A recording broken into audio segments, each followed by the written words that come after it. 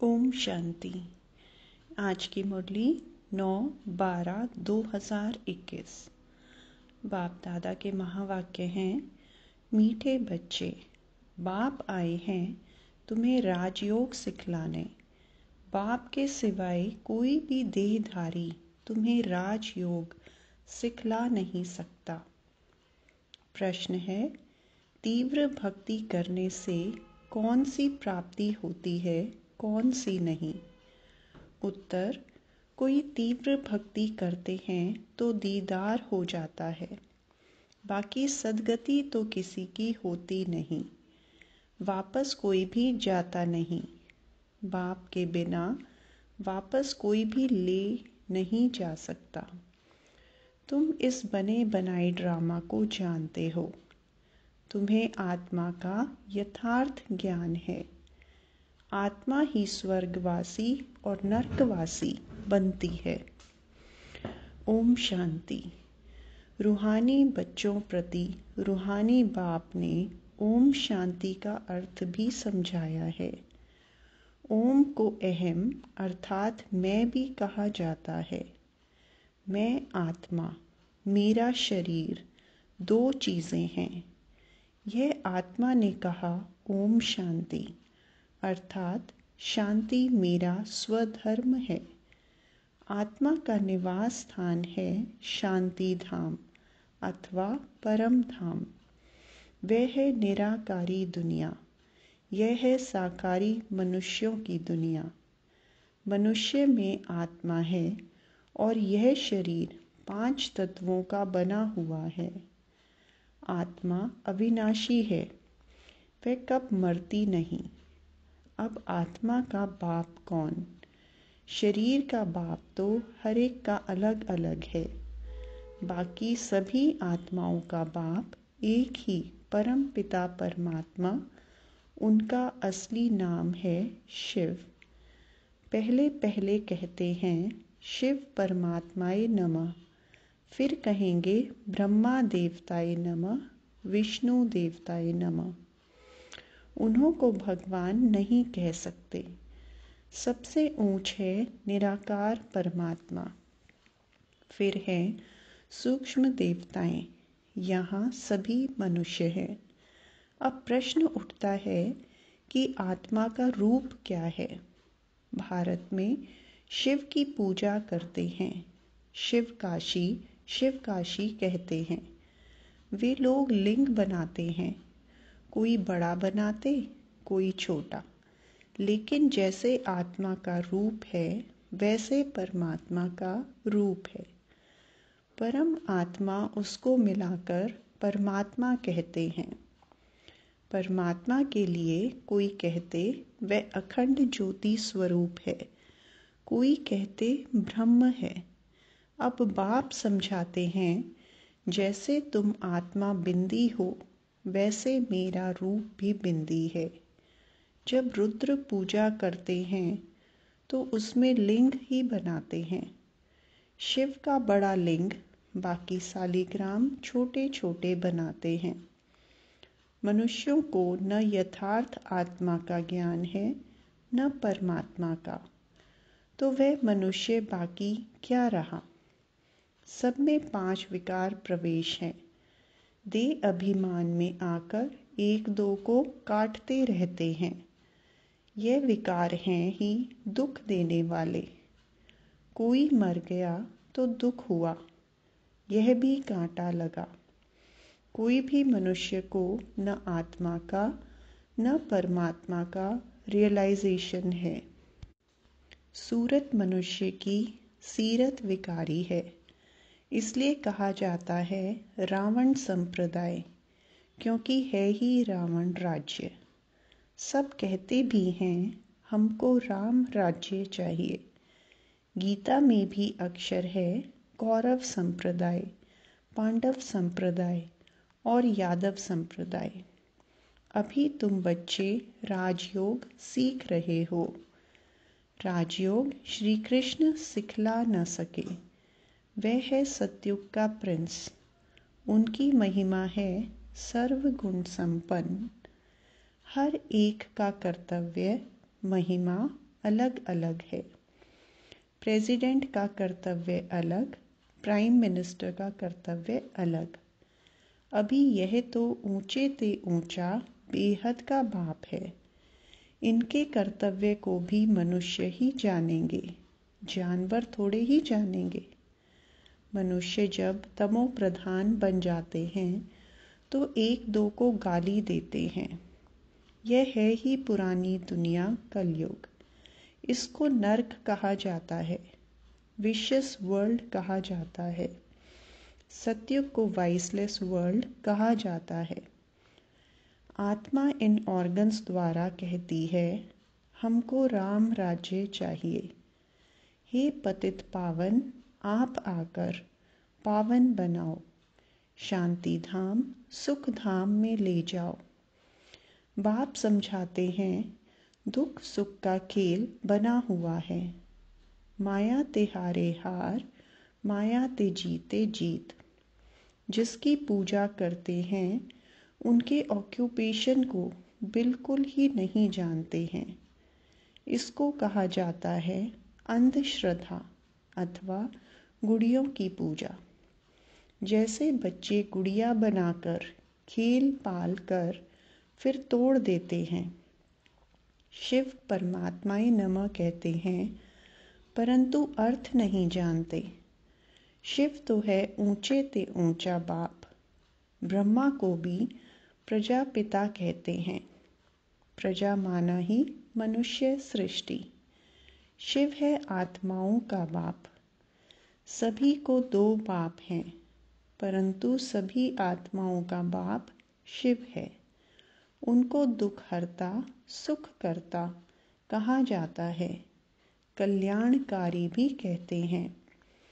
देवताओं की फिर महिमा गाते हैं, आप सर्वगुण संपन्न, हम नीच पापी, हमारे में कोई गुण नहीं, बिल्कुल तुच्छ बुद्धि है। देवताएं स्वच्छ बुद्धि थे। यहाँ है सब विकारी पतित, इसलिए गुरु करते हैं। गुरु वह जो सद्गति करे। गुरु किया ही जाता है वानप्रस्थ में। कहते हैं हम भगवान के पास जाने चाहते हैं। सतयुग में वानप्रस्थ अवस्था कहते नहीं हैं। वहाँ यह मालूम रहता है कि हमको एक शरीर छोड़ दूसरा लेना है। यहाँ मनुष्य गुरु करते हैं मुक्ति में जाने के लिए, परंतु जाता कोई भी नहीं है। यह गुरु लोग सब भक्ति मार्ग के हैं। शास्त्र भी सभी भक्ति मार्ग के हैं। यह बाप समझाते हैं, बाप एक ही है, वही भगवान है। मनुष्य को भगवान कैसे कह सकते? यहाँ तो सभी को भगवान कहते रहते हैं। साईं बाबा भी भगवान, हम भी भगवान, तुम भी भगवान। पत्थर भीतर सब में भगवान, तो पत्थर बुद्धि ठहरे ना। तुम भी पहले पत्थर बुद्धि नरकवासी थे, अभी तुम हो संगम युगी। महिमा सारी संगम युग की है। पुरुषोत्तम मास मनाते हैं ना, परंतु उसमें कोई उत्तम पुरुष बनते नहीं। तुम अभी मनुष्य से देवता कितने उत्तम पुरुष बनते हो। बाप कहते हैं, मैं कल्प के संगम युगे भारत को पुरुषोत्तम बनाने आता हूँ। तो यह भी बच्चों को समझाया है। जैसे आत्मा बिंदी है, वैसे परम पिता परमात्मा भी बिंदी है। कहते हैं, भ्रिकुटी के बीच में चमकता है अजब सितारा। आत्मा सूक्ष्म है, उनको बुद्धि से जाना जाता है। इन आँखों से देखा नहीं जा सकता, दिव्य दृष्टि से देख सकते हैं। समझो कोई तीव्र भक्ति करते हैं, उससे दीदार होता है, परंतु उनसे मिला क्या? कुछ नहीं। दीदार से सद्गति तो हो न सके। सद्गति दाता, दुख हरता, सुख करता तो एक ही बाप है। यह दुनिया ही विकारी है। साक्षात्कार से कोई स्वर्ग में नहीं जाते। शिव की भक्ति की, दीदार हुआ, फिर क्या हुआ? वापस तो बाप बिगर कोई ले नहीं जा सकते। यह है बना बनाया ड्रामा। कहते हैं बनी बनाई बन रही, परंतु अर्थ जरा भी नहीं जानते। आत्मा का भी ज्ञान नहीं है। वह तो कहते हैं हर एक आत्मा 84 लाख जन्म लेती है, उसमें एक मनुष्य जन्म दुर्लभ होता है, परंतु ऐसी कोई बात है नहीं। मनुष्य का तो बड़ा पाठ चलता है।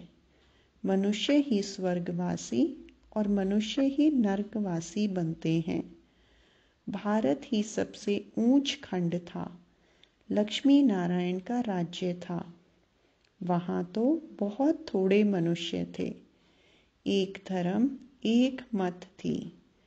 भारत सारे विश्व का मालिक था और कोई धर्म नहीं था। यह है पढ़ाई। यह कौन पढ़ाता है? भगवान उवाच कि मैं तुमको इस राजयोग द्वारा राजाओं का भी राजा बनाता हूँ।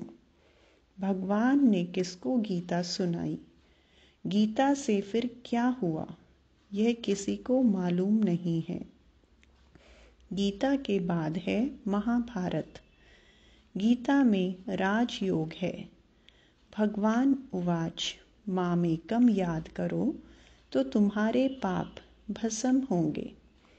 मन मनाभव का अर्थ ही यह है कि बाप कहते हैं तुम जो सूर्यवंशी पूज्य थे वे फिर पुजारी शूद्रवंशी बन गए हो। विराट रूप का अर्थ भी तुम बच्चे ही जानते हो। विराट रूप में जो दिखाते हैं उसमें ब्राह्मणों को गुम कर दिया है। ब्राह्मण तो बहुत गाए जाते हैं। प्रजापिता ब्रह्मा की संतान है ना।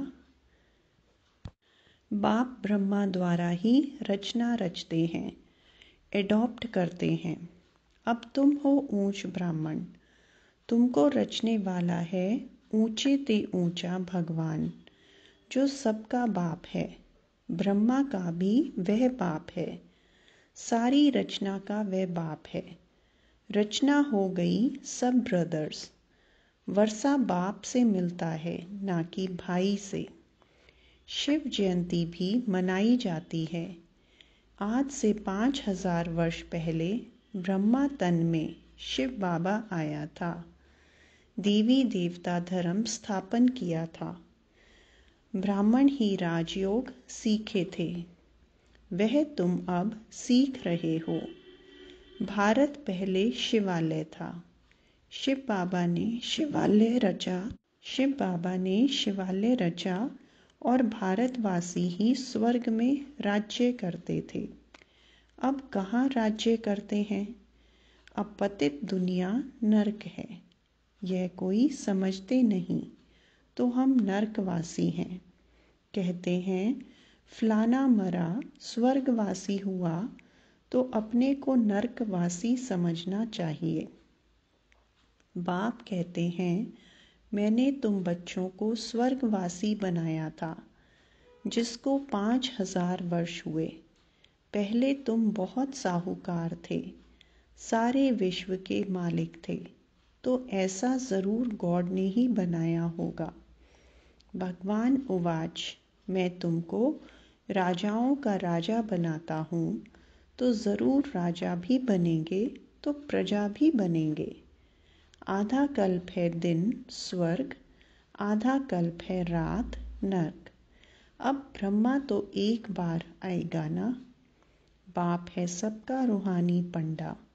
वे सभी को वापस ले जाते हैं। वहाँ से फिर मृत्यु लोक में नहीं आएंगे। अंधों की लाठी एक ही बाप है। बाप समझाते हैं बच्चे इस रावण राज्य का विनाश होना है। यह वही महाभारत लड़ाई है। मनुष्य तो कुछ भी नहीं समझते। भारतवासी आपे ही पूज्य, आपे ही पुजारी बनते हैं। सीढ़ी उतरते उतरते वाम मार्ग में चले जाते हैं तो पुजारी बन जाते हैं। पहले हम सब पूज्य सूर्यवंशी थे, फिर 2 कला कम चंद्रवंशी हुए, फिर उतरते उतरते पुजारी बने हैं। पहले पहले पूजा होती है शिव की, उसको अव्यभिचारी पूजा कहा जाता है। अब बाप कहते हैं एक निराकार बाप को याद करो और कोई भी देहधारी को याद नहीं करना है। बुलाते ही हैं कि हे पतित पावन, आकर हमको पावन बनाओ। तो मेरे बिगर और कोई कैसे पावन बना सकते हैं। सीढ़ी में दिखाया है कि कलयुग के अंत में क्या है। 5 तत्वों की भक्ति करते हैं। साधु सन्यासी ब्रह्म की साधना करते हैं। स्वर्ग में यह कोई भी होते नहीं। यह सारा ड्रामा भारत पर ही बना हुआ है। 84 जन्म लेंगे। यहाँ भक्ति मार्ग की कोई दंत कथाएं नहीं हैं। यह तो पढ़ाई है। यहाँ तो यह शिक्षा मिलती है कि एक बाप को याद करो। ब्रह्मा विष्णु शंकर को भी याद नहीं करना है। कोई भी देहधारी को याद नहीं करना है। तुम बच्चे भी कहते हो हमारा तो एक शिव बाबा, दूसरा ना कोई। बाप भी कहते हैं बच्चे गृहस्थ व्यवहार में रहते कमल फूल समान पवित्र बनो। पतित पावन मुझ एक बाप को ही कहते हैं। फिर मनुष्य गुरु कैसे बन सकते हैं। खुद ही वापस नहीं जा सकते तो औरों को कैसे ले जा सकते हैं। ना कोई ज्योति ज्योत में समाते हैं। सब पाठ बजाने वाले यहाँ पुनर्जन्म में हैं। तुम सब हो सजनिया, एक साजन को याद करते हो। वह है रहम दिल लिबरेटर। यहाँ दुख है तभी तो उनको याद करते हैं। सतयुग में तो कोई भी याद नहीं करते। बाप कहते हैं हमारा पाठ ही संगम युग पर है। बाकी युगे युगे अक्षर रोंग लिख दिया है। इस कल्याणकारी पुरुषोत्तम युग का किसको भी पता नहीं है। पहली मुख्य बात है बाप को जानना, नहीं तो बाप से वर्षा कैसे लेंगे। रचना से वर्षा मिल नहीं सकती। बाप ने ब्रह्मा द्वारा एडॉप्ट किया है। मनुष्य यह नहीं जानते कि इतनी बड़ी प्रजा कैसे पैदा की होगी। प्रजापिता है ना, सरस्वती माँ है या बेटी है, यह भी किसको पता नहीं है। माँ तो तुम्हारी गुप्त है। शिव बाबा ब्रह्मा द्वारा तुमको एडॉप्ट करते हैं। अब तुम हो राज ऋषि। ऋषि अक्षर पवित्रता की निशानी है। सन्यासी हैं हठ योगी। वे राजयोग सिखला न सकें। गीता भी जो सुनाते हैं वह भक्ति मार्ग की है। कितनी गीताएं बना दी हैं। बाप कहते हैं बच्चे मैं संस्कृत में तो नहीं पढ़ाता हूँ, न श्लोक आदि की बात है। तुमको राजयोग आकर सिखलाता हूँ, जिस राजयोग से तुम पावन दुनिया के मालिक बन जाते हो। अच्छा, मीठे मीठे सिकिलदे बच्चों प्रति माता पिता बाप दादा का याद प्यार और गुड मॉर्निंग। रूहानी बाप की रूहानी बच्चों को नमस्ते। धारणा के लिए मुख्य सार। पहला पॉइंट, कभी किसी भी देहधारी को याद नहीं करना है। मेरा तो एक शिव बाबा, दूसरा न कोई। यह पाठ पक्का करना है। दूसरा पॉइंट, बाप समान रूहानी पंडा बनकर सबको घर का रास्ता बताना है। अंधों की लाठी बनना है। वरदान, सदा बिजी रहने की विधि द्वारा व्यर्थ संकल्पों की कंप्लेन को समाप्त करने वाले संपूर्ण कर्मातीत भव। संपूर्ण कर्मातीत बनने में व्यर्थ संकल्पों के तूफान ही विघ्न डालते हैं। इस व्यर्थ संकल्पों की कंप्लेन को समाप्त करने के लिए अपने मन को हर समय बिजी रखो। समय की बुकिंग करने का तरीका सीखो। सारे दिन में मन को कहाँ कहाँ बिजी रखना है, यह प्रोग्राम बनाओ। रोज अपने मन को 4 बातों में बिजी कर दो। पहला, मिलन रूह रेहान। दूसरा, वर्णन अर्थात सर्विस। तीसरा, मगन। और चौथा, लगन। इससे समय सफल हो जाएगा और व्यर्थ की कंप्लेन खत्म हो जाएगी। स्लोगन, सफलता को परमात्म बर्थ राइट समझने वाले ही सदा प्रसन्नचित्त रह सकते हैं। अच्छा, ओम शांति।